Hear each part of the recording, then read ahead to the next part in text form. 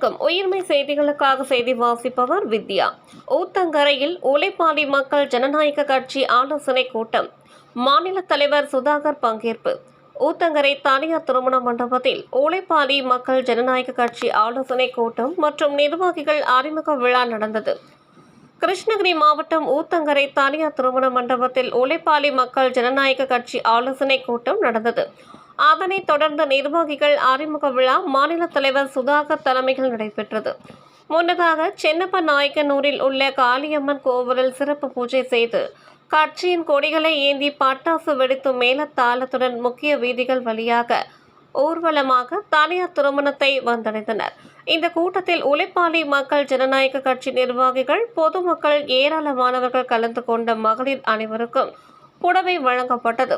இந்த நிகழ்ச்சியில் மாநில துணை பொதுச் செயலாளர் வெங்கடேசன், மாநில செயலாளர் அர்ஜுனன், மாநில இணைத் தலைவர் பிரபு, மாநில அமைப்பு செயலாளர் முருகவேல், மாநில நிதிக்குழு ஒருங்கிணைப்பாளர் சந்திரசேகர், மாநில கொள்கை பரப்பு செயலாளர் ரமேஷ், மாநில இணை செயலாளர் பாலாஜி, மாநில துணை செயலாளர் மயில், மாநில செயற்குழு உறுப்பினர் முருகன், மாநில இளைஞரணி துணைத் தலைவர் மாதேஷ், சிறப்பு விருந்தினர்கள் வழக்கறிஞர் ரவி, பிஜேபி மாவட்ட விவசாய அணித் தலைவர் சௌந்தரராஜன், வழக்கறிஞர் ராமதுரை, அமுதா, சரோஜா, கோகிலா, அழகிரி, வேலுசாமி, மீரா, ஜெயந்தி, முனிராஜ், கோவிந்தராஜ், காமராஜ், கோவிந்தராஜ், சிவராஜ், திருப்பதி, ராஜேந்திரன், விஜயகாந்த் மற்றும் கிருஷ்ணகிரி மாவட்டம், திருப்பத்தூர் மாவட்டம், வேலூர் மாவட்டம், திருவள்ளூர் மாவட்டம், திருப்பூர் மாவட்டம், தருமபுரி மாவட்டம், கோயம்புத்தூர் மாவட்டத்தை சேர்ந்த நிர்வாகிகள் கலந்து கொண்டனர்.